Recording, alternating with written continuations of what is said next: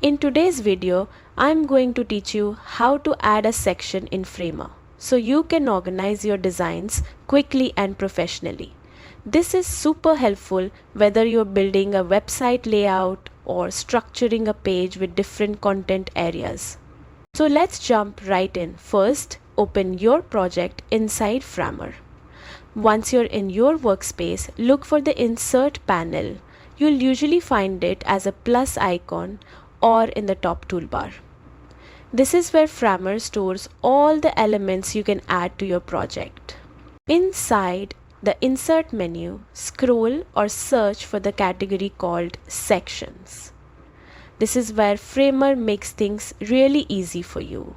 Instead of designing layouts from scratch, you get access to ready-made sections like headers, footers, content blocks and more.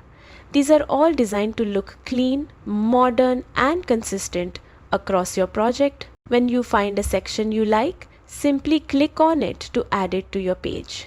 Framer will automatically place it into your layout, and often it will turn your page into an auto height stack. This just means your page will intelligently resize as you add more content, keeping everything aligned and responsive without extra effort. From there, you can customize the section however you like. Change text, colors, images, spacing, everything stays flexible.